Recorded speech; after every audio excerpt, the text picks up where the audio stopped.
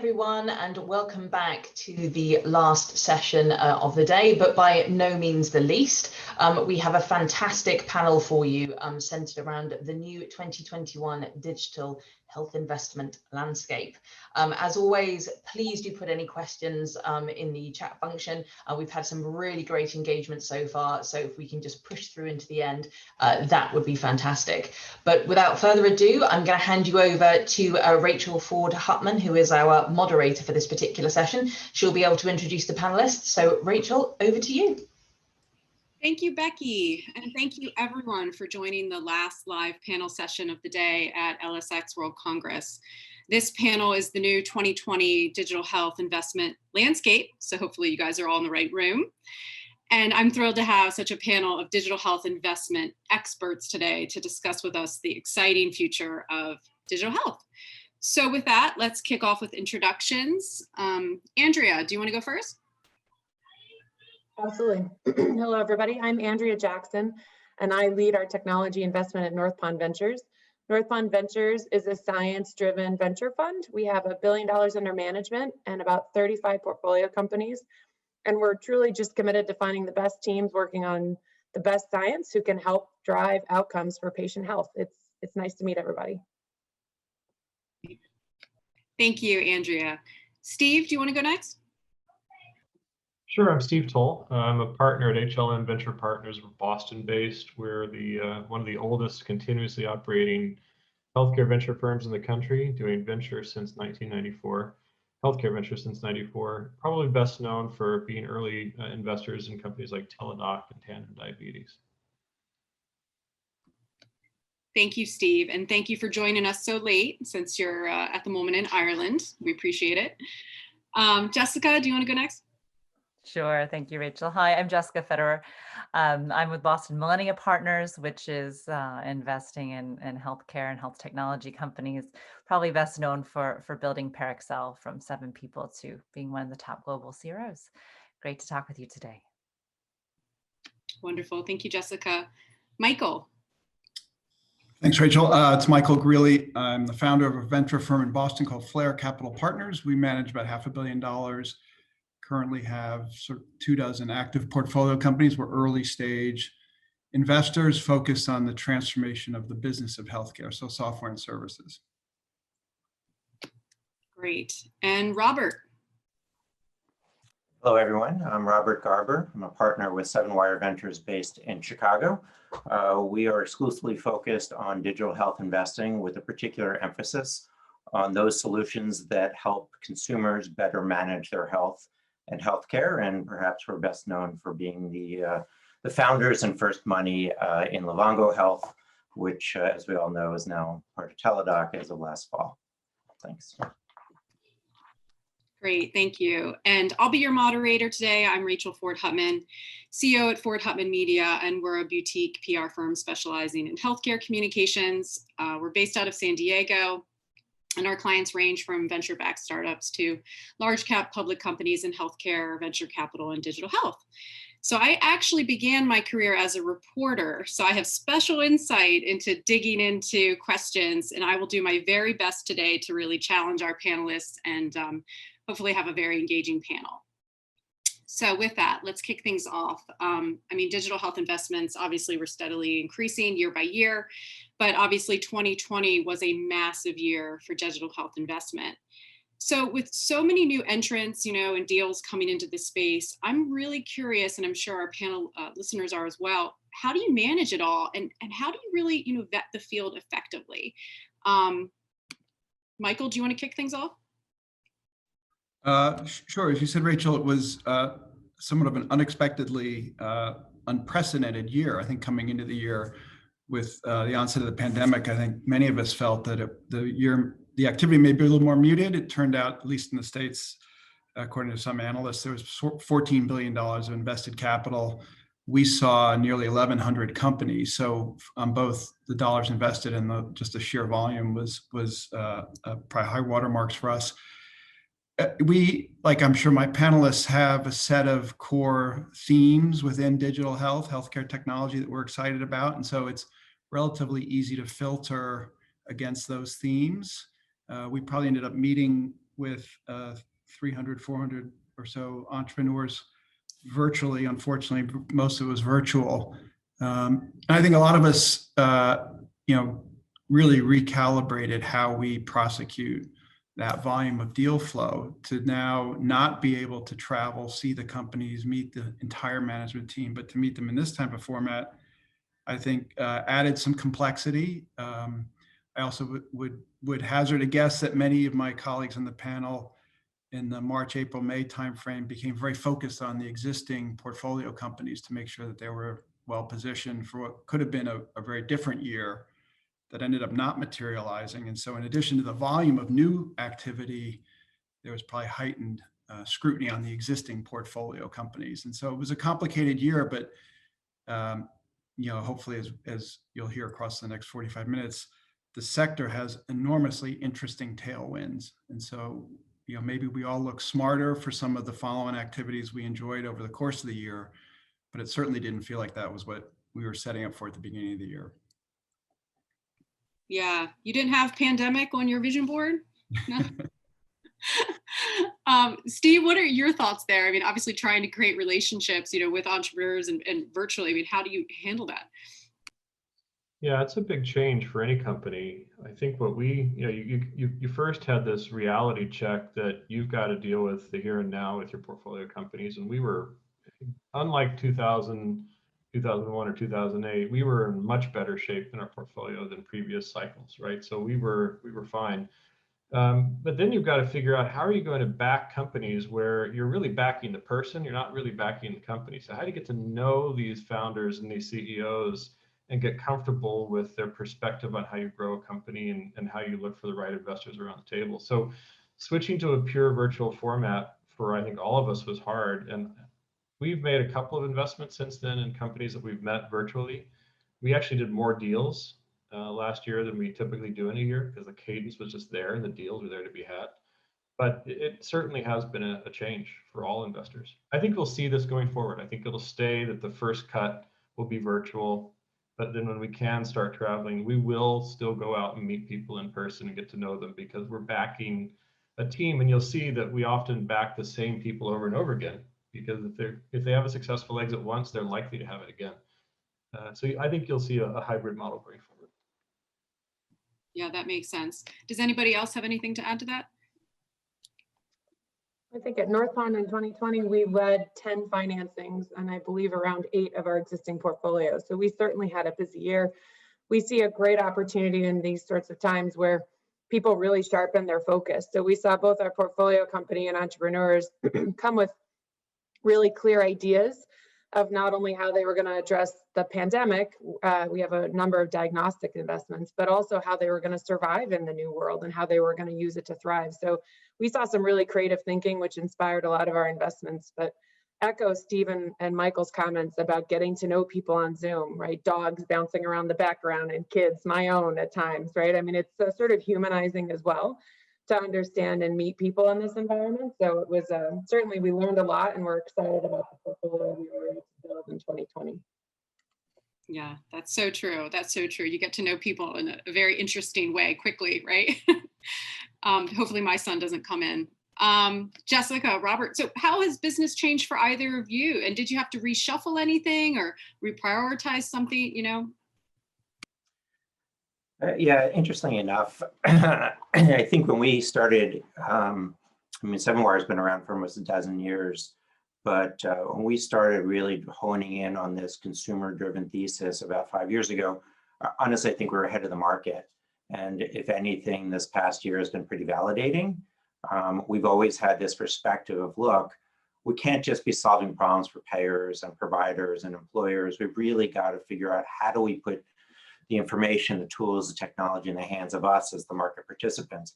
Healthcare is a very strange market where we're the end users, but we're not the target of, for the most part, of anybody's marketing and efforts, as opposed to hospitality or food or whatever.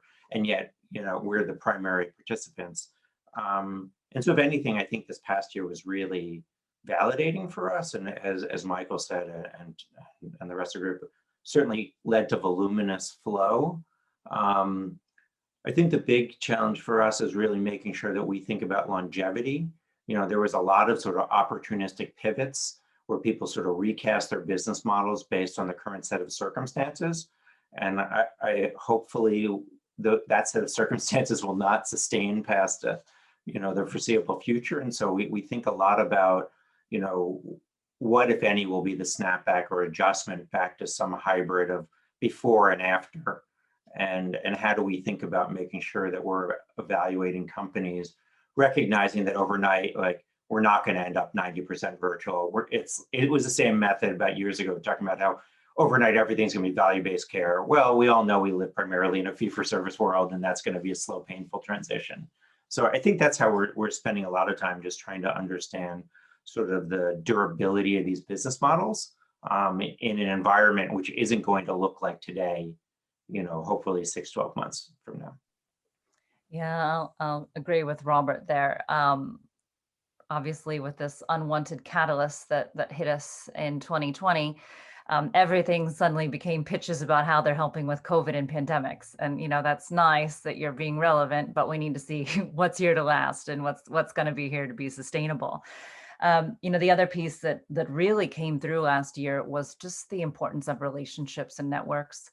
The personal referrals and the warm handshakes took on a whole different meaning. So, if a company comes to you from someone that that has been working with them, that takes on a whole new value, because before there were so many introductions coming around.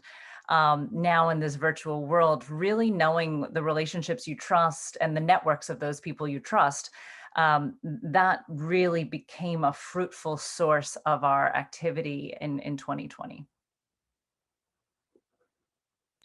Yeah, absolutely. And I'm really curious, what you guys are paying attention to more, now with COVID. We're hearing so much about, the virtual care ecosystem. Obviously, mental health is a big thing. I mean, everything I've been reading says, the kids are going to be fine. It's the adults that are going to have problems coming out of this, which I think is probably true, speaking for myself. So would love to hear kind of like what you guys are looking at more closely. Andrea, do you want to kick this off?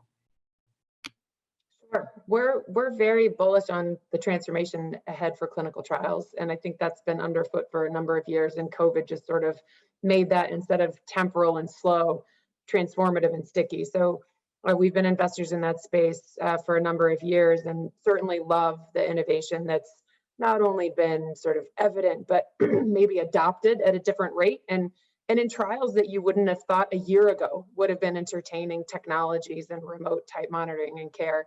So we love that space. We spend a lot of time in that space.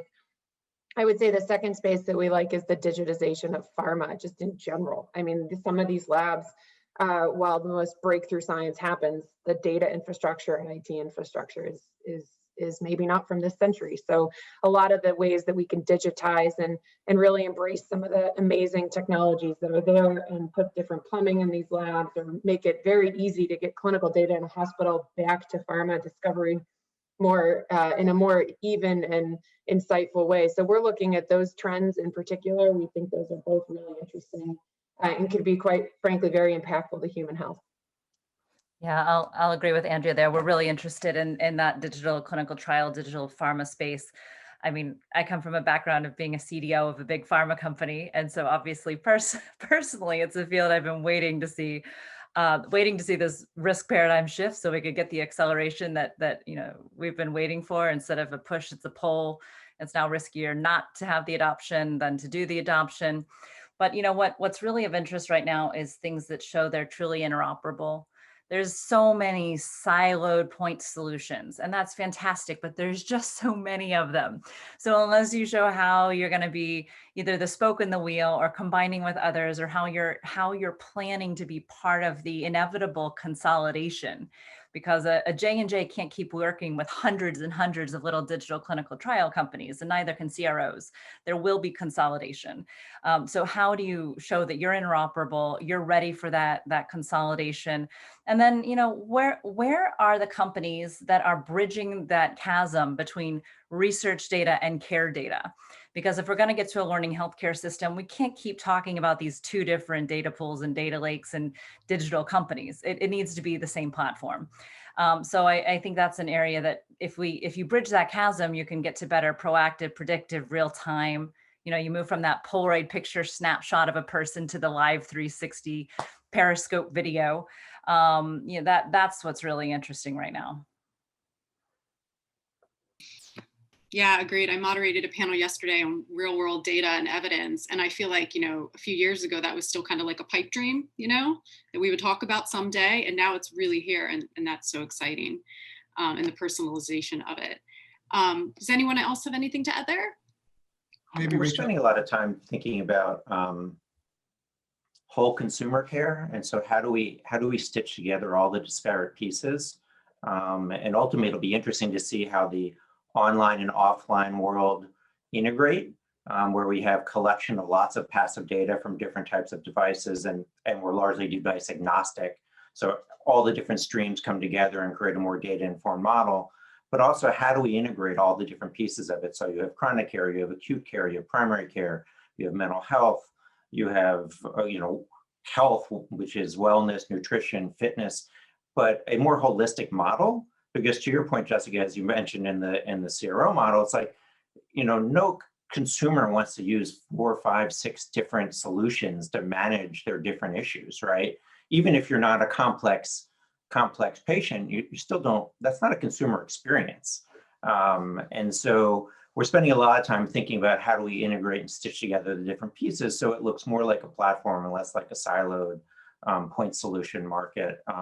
And we're hearing that from the stakeholders, right? And so, if you talk to someone who's an HR at an employer, if you talk to somebody on the payer side, they're inundated with niche solutions that solve a very specific problem, but there's not a lot of data crosstalk and interoperability, and the user experience is challenging at best, if not just downright terrible. I would, Rachel, obviously agree with that, and I don't think any of us are suggesting that we made wholesale changes to our strategy given the pandemic. We've maybe reprioritized. I think another lens that might be interesting is, and finally, with the virtualization, on-demand, real-time healthcare system that we're all trying to build, we might be able to provide products and services to populations that have historically been disenfranchised. So we're starting to think hard about the Medicaid space. Tens of millions, unfortunately, in the U.S., new members are now Medicaid programs, and they've historically been shut out of high quality care. And so are these tools that we're all talking about, can we expand the aperture as to who actually gets a benefit of these solutions? And we've just recently closed a new investment in maternal health for Medicaid patients. And so I think that's super exciting. And we might see some really interesting novel offerings come out of this that could have a really profound impact on populations that haven't been able to go to Mass General or Rush historically. I think one of the problems we're going to have with 2020, if you were using 2020 as a data set to train an algorithm, you'd be in trouble because it's unlike any other year. And so when you're a healthcare investor, you've got to worry about adoption because adoption takes forever in healthcare, unlike tech, right? So you need two things. You need a market activation event. So why your solution now, right? And you need permanence. You need a sense of permanence and long-lasting ROI. And so as investors, I think what's tricky for all of us is we've had a market activation event for sure around virtual tools and remote care, but the question is going to be around permanence. What's the pattern recognition around will the values stay and what will consumer behavior be like? Because in early 2020, right before the pandemic took hold, consumer use of digital tools had actually dropped year over year as surveyed by some of the consulting firms. So we do have to step back and say, as we make investments, is this going to last as a solution? And I think there are natural spaces where that makes sense. Behavioral health still has a huge shortage of providers, as an example. So that's an area where we all need to pay attention. So as an investor, you've got to really not get stuck in just what happened in the last year, but will there be permanence to the trend? I also want to add to what Michael said about getting to the populations that really need help.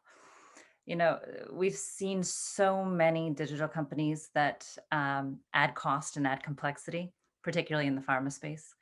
And I was having a chat with Cindy Hoots, the CIO at AZ, and she expressed a really strong belief that, hey, if a digital solution is working, it makes things faster and cheaper. And, how often in pharma has anything made it faster and cheaper? If anything, you add digital on as an extra.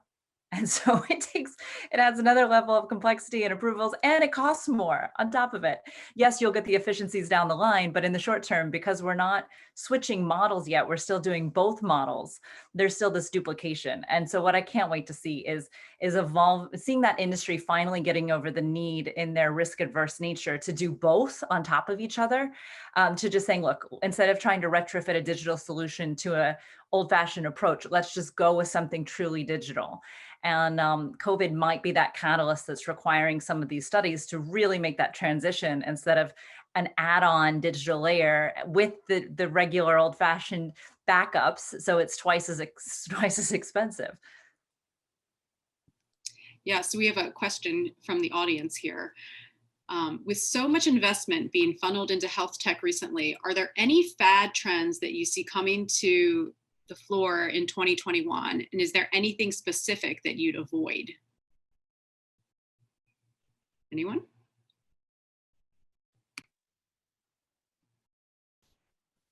Anyone? Michael's thinking about it. Spax. Crickets.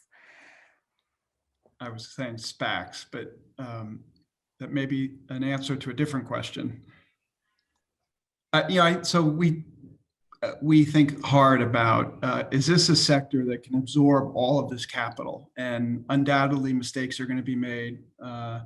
We'll make bad investments, undoubtedly. It just feels that for all the reasons we're talking about, this is a very enduring, multi-decade transformation that we're seeing. Unlike, other phenomenons where too much capital came into a specific sector, the size of this category and the fact that it's being re-architected in the States, globally, in Europe, I'm not unduly worried that we're collectively losing our mind. And if you look back 10 years ago, the investment activity was about $1 to $2 billion. It's now $14 billion. I think there's much longer runway that we have in front of us. I think this is the golden age of healthcare technology. I think a couple comments. I agree. Sorry, go ahead. No, please go ahead. Two different comments I make. One is I still fundamentally believe that there are a lot of companies that are subscale and across the sector horizontally, and that is naturally going to lead to some consolidation. Whether all of that takes place in 2021 or not, it largely seems to depend on whether somebody starts to pick teams. And what we've seen over the years, I've been doing this for almost 25 years, is that once the momentum starts in a sector and people start picking teams, it accelerates and the good assets get picked up. But I think there's no reason that we won't see consolidation in a number of these areas, just given the number of companies that have been funded and the fact that many of them in many sectors are really still subscale. I would say the second piece of it is I feel like the market needs to get more precise with the vocabulary. Like, so if you say like, what's a fad? It's like, if I had $1 for every company that tells me they're a care coordination platform, right? Like, I mean, that's an amorphous term, but I've seen 100 companies that have that on their slide deck. And like, I don't even know what that means. Right? Like it could be between provider and patient. It could be between different, primary care and specialty care. It could be sites of care. It could be 4 walls versus ambulatory versus home. Like there's so many different pieces. And so I think there is an oversimplification sometimes of these solutions and we really need to be careful about what are the problems we're trying to solve. How big are those problems? And does anybody really care enough to pay to solve them? That's really the question, is at the end of the day, will somebody put commercial budget dollars against that solution? And if they won't, then they're just a nice to have. But when I start hearing certain things like virtual care and care coordination, and we're going to have, the other one is CBT, right? Cognitive behavioral therapy is on every BH deck you see. And so again, I think we need to drill down to the next level and say, what does this really mean? How is it really going to impact cost, quality, and outcomes? And where's the data to support that? Because if we don't have all those pieces, then it's sort of a nice to have, and it's a hard decision to make. Absolutely. Who's going to pay for it, right? And is this really COVID related? I heard Jessica say that on a former panel too. Like, don't tell me this has something to do with COVID when it doesn't. You know, we're gonna figure it out. Andrea, you were nodding a lot during. Is there anything you want to add? Overall, as I listen to my colleagues on the panel, one of the things that we always put at our center is first who, then what. And that's really important. So pandemic or not, maybe the thing that we center on most is just the entrepreneur and the team and what they're trying to do and how fast they pivot, sort of accept what's working, accept what's not working, and really sort of be thoughtful in the response. My favorite answer to a question when we're engaging with the team to figure out if we're good partners or not is, I don't know. What do you think, right? When they have the honesty to say back to us, I don't know yet. We're still trying to figure it out. What do you think? And we love that sort of honesty and thought partnership of the teams to understand, because nobody's figured it all out. The market's changing. It's rapidly evolving. We don't know what 2021 or 2022 is really going to look like, but we all have ideas. So I think it's just, we probably only lean back when people aren't really sort of centered on the brutal facts of what's happening in their business. But that's maybe what I would add there. Yeah. Could I offer up just, I think there's a profound implication of these comments, which is our companies, if you looked at our successful companies, they probably raised significantly more capital than we initially thought they would need, and they probably needed twice as much time. And yet they were extraordinary outcomes. And so for me, the implication is the companies in our portfolio that can, with data and attribution, claim that they profoundly reduce costs, clinical, administrative costs, and can, with data and attribution, have an outcomes story. And that outcome story may take 3 to 5 years to be able to develop.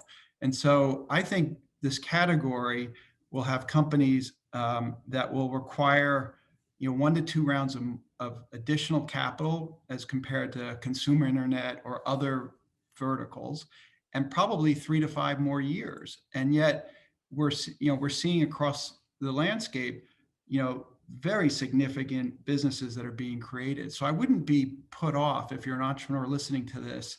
I would just be realistic that the journey is going to be longer and probably twice as much capital. And yet you'll build a very important company. And, stitch through all of this conversation, point solutions don't really work. We're finding companies in our portfolio that have the ability to take risk on those populations, on those outcomes, can use their tools to manage populations differently, become very, very interesting businesses. And that's a very different orientation than entrepreneurs may have in other verticals. Yeah. So another good question from the listeners. Do you see innovation in health tech from Europe that interests you for potential investment? Who do you think is leading the way? Steve, I want to come to you for this one. Obviously, you have a lot of European experience. Yeah, we made an investment in a company out of Dublin last year as they ramped up their business in the US, and their market activation event before COVID was big commercial contracts with some big insurance companies. So we knew that they were on the precipice of growing, and then they launched a COVID test, which just added fuel to their fire. When we look at companies coming in from Europe and Israel, you've got to look at, do they understand the dynamics of the market they're going into, especially the United States, because it is so different. The payer relationships are different. And if you're doing digital health, you're more likely to get some first mover advantage from employers who are self-insured than fully commercial insurers, because they're not going to take a risk and open something up to their entire book of business. They can't afford it until there's really well-established data on the value of an offering. So when we talk to digital health entrepreneurs, it really is important to understand the economics and who your first mover is going to be as you enter the United States. We're not gun shy to put money behind a company that has success in Europe. The question is, how do you translate the model? And it comes back to who cares enough to pay for it and who carries the risk on that life long enough so that they will see value delivered through that digital solution in 5 years, when in fact most employers are changing insurance every 2.5 years. That's the real issue for anyone coming in from from Europe into the US market. I think, we've seen a lot. I'm in Ireland right now. We see a lot of opportunity in the Irish ecosystem for sure. And there's a lot of grant money coming out of the European community supporting some of these entrepreneurs. So it's something that we all should be looking at because there are some really impactful solutions that you could bring to the US market. Anyone else want to add anything to that? Yeah, we've got some awesome companies that come out of Prague and Berlin. And, one of the things that's unique is that the regulatory environment is challenging and the data privacy and data protections rules in Europe are strong, in many cases stricter than what we have in the US. So when a company is able to show that it's thriving in a very regulated, strict environment, and it has passed the data hurdle to get regulatory authority. So a German doctor can prescribe a digital therapy and then it's paid for by the German insurers. Well, that's very interesting. And then of course, because they did it in, let's say, Berlin and not Silicon Valley, they did it at a much more cost-effective, efficient way of spending and investing. So, it's a lot cheaper. So yeah, I think the European market has a lot to bring to the US. Of course, I might be biased. I lived in Germany for 10 years with a big conglomerate in pharma there. But I think there's a lot that we can bring to the US. And if a company can show it can thrive in the environment like the NHS, where they don't pay a lot and it's complicated and there's high data hurdles with NICE or with the NHS. If you can show you can make it there and you can survive, well, you're going to get paid more in the US here. You're going to have to pay more salaries, but generally your solution has been pretty thoroughly tested and it's now ready to roll out and scale if you put the money behind it for the States. Yeah, agreed. Does anyone else have anything to add to that? I think the only thing I'd add, in normal times, I spend a fair amount of time in the EU, and I'm in Israel a couple of times a year. And I think it's important not to lump them all into one market.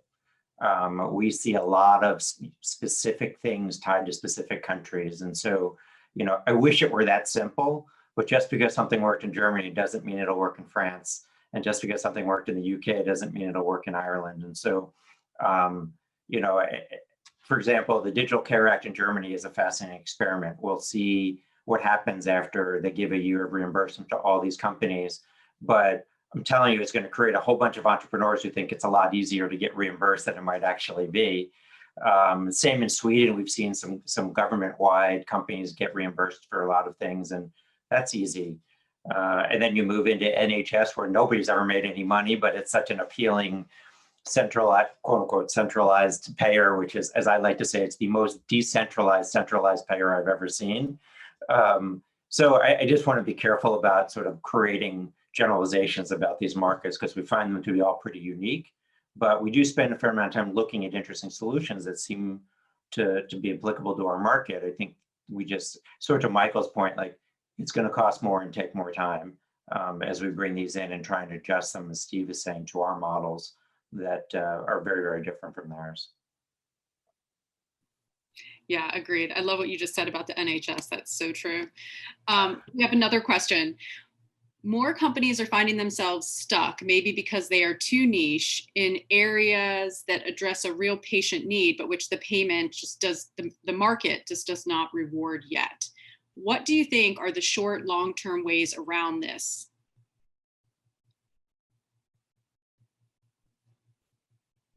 You guys want me to say that again? That was kind of a long question.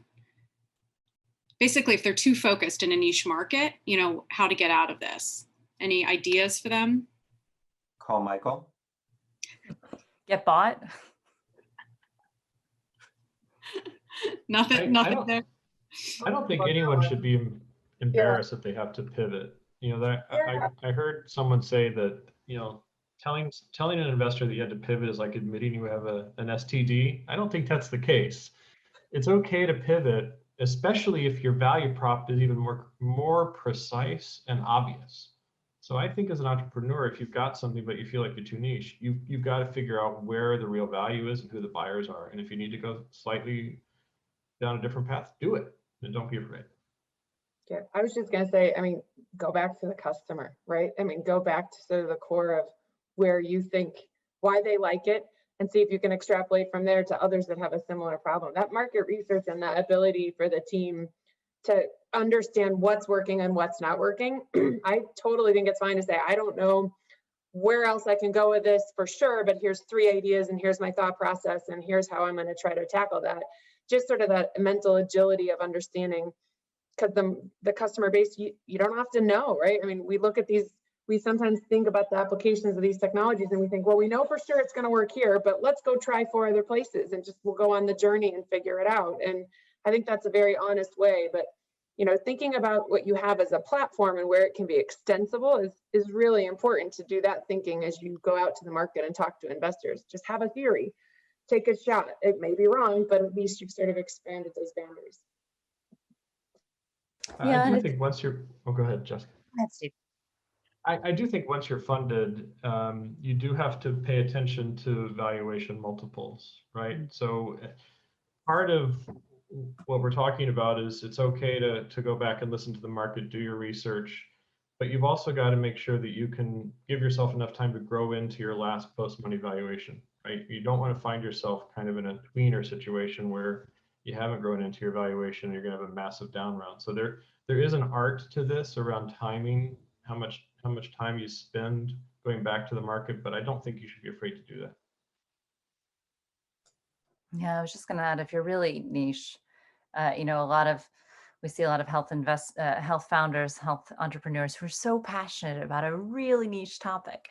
But if there's not a customer that's going to pay for it, they're not going to stay in business. And so, you know, looking at, yes, you may be really passionate about condition X, but if condition Y will pay for it, can you do both so that you can actually get condition X served?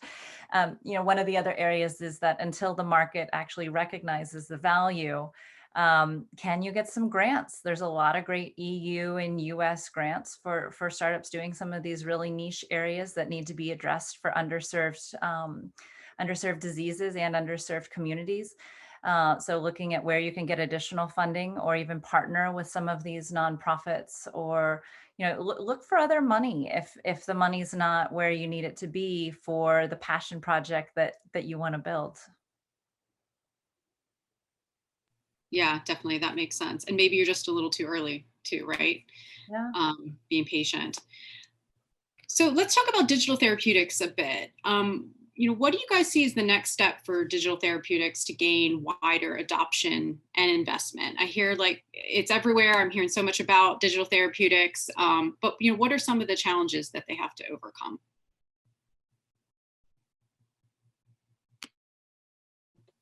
Anyone? Reimbursement, number 1, number 2, number 3. You know, we're not there has been some legislation proposed. It was read in the Senate back in March last year. Didn't make it very far. It went into Finance Committee for review. But from a digital therapeutic perspective, in Germany, there is some reimbursement. We'll see what that looks like from a science experiment. I think you'll see, again, I think some employers who are more progressive, who carry risk and who are worried about particular costs and clinical areas may be earlier adopters than fully insured book of business. But it's going to come back down to proof and reimbursement. And everyone keeps saying it's only this PMPM, it's only this PMPM. But if you add up all the PMPM per member per month, per member per employee per year costs, you'd have more vendors eating up every single penny on the first dollar premium side of the house. So reimbursement's the biggest issue for digital therapeutics to go mainstream. Agreed. Anyone have anything to add there? Okay, so my next question is regarding, you know, Spax.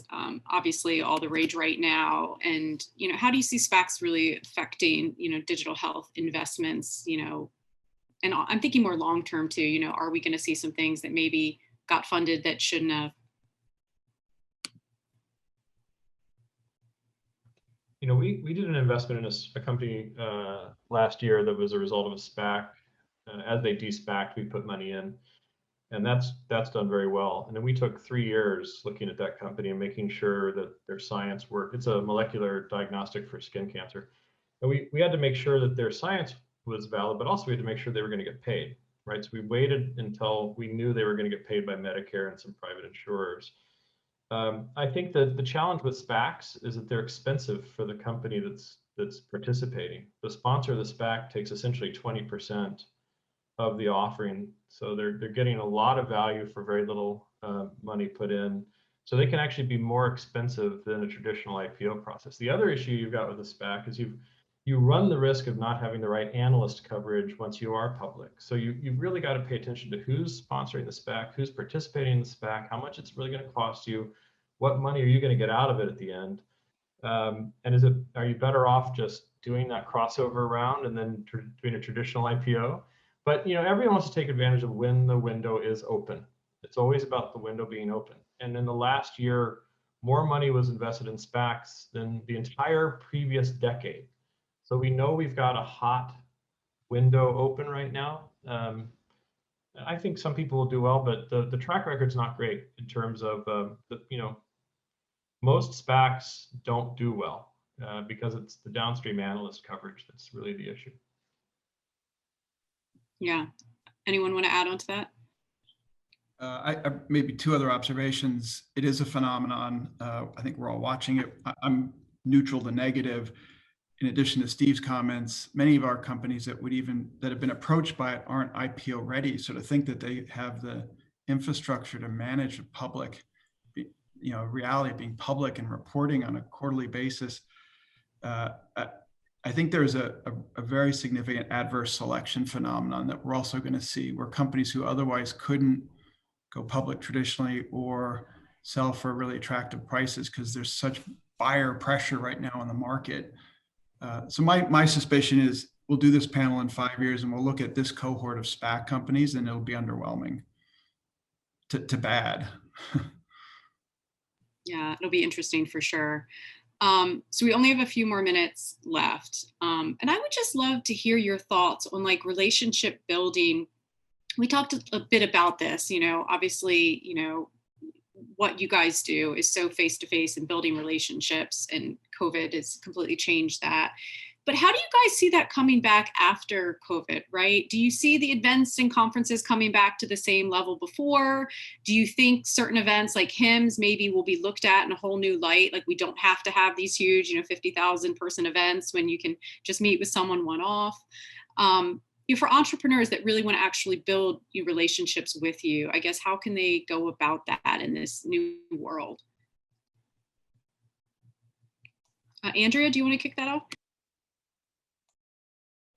Sure. Well, I'm sure the travel industry would love to see 50,000 events come back. So I have a lot of empathy for how much it's impacted some of the world.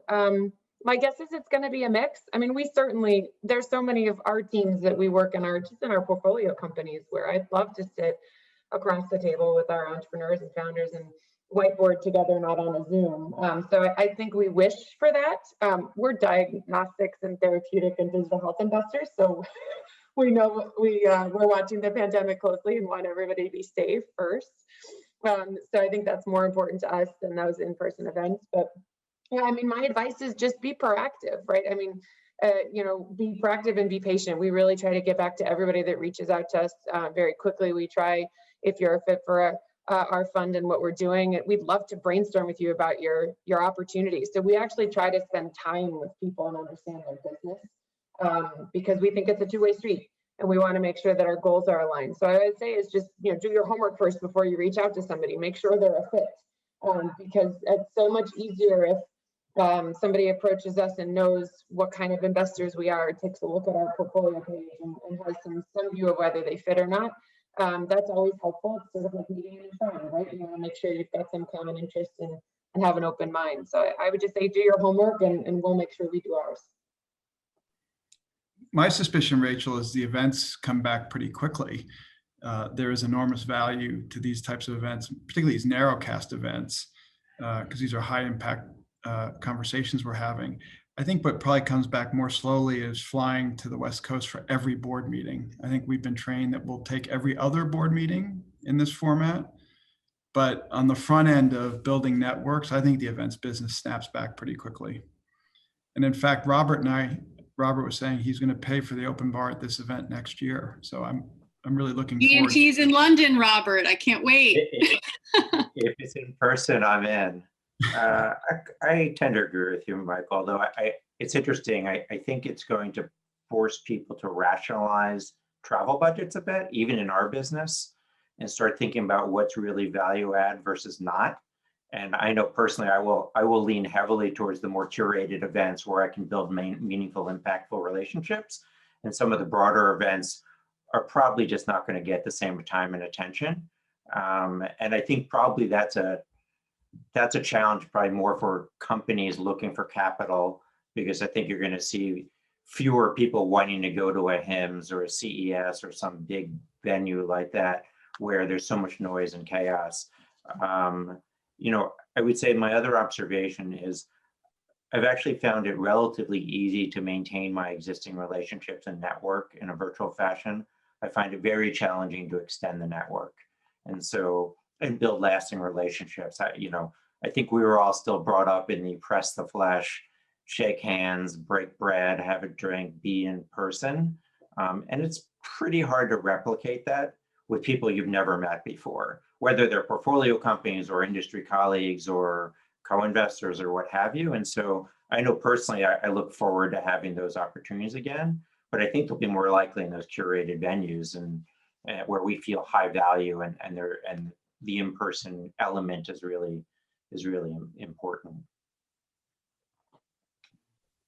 I think Agreed. It comes down to vaccination rates globally. I think some of the international conferences like HIMSS or even like Radiology Society of North America, I think it's going to be hard this year to see a lot of people come together from all over the world, because the vaccination rates are just so different, right? And so the rest of this year, I think it's going to be interesting to see where it falls out. I think a lot of us would love to get out of our house because we're now living at work, right? So I think we all want to get back out on the road and meet people, but I think it's going to be a challenge. Maybe fourth quarter this year, maybe. See. Yeah, I don't know. I might be a little more skeptical because we're going to see more variants and more strains, and there's not at all international consistency in how vaccines are rolled out, and we live in a global world when it comes to these meetings. So I don't think that companies are going to take the risk. I look at, the insurance that I had as a Bayer employee of where I was able to go or not go based on the color coding that the company's security gave me for those flights to be approved and ready to go. And I think it might take a while, but in that, the silver lining is that there's been a tremendous increase in the ability of a different population to be visible and present and speaking at these events. So, it used to be so hard for me to get women on stage at events and panels and conferences because they're like, who's going to watch the kids? Who's going to watch my parents? Caregiver duties. And now I can get a lot more representation from many more backgrounds because people don't have to worry about leaving town and traveling and finding childcare for a few nights while they gallop across the globe. So I think it hopefully is creating some changes where we get a broader population of people engaged. You get some younger populations involved as well who wouldn't get the sign off from their employees or employers to pay for their travel or their conference fees. So, you get a better mix of people that are able to share ideas. And of course, we'll go back to in-person at some point. I'm just not ready to say when that point will be. Agreed. Well, thank you all. I've learned a ton myself, so I'm sure our listeners have as well. And with that, I'll hand things over to Becky.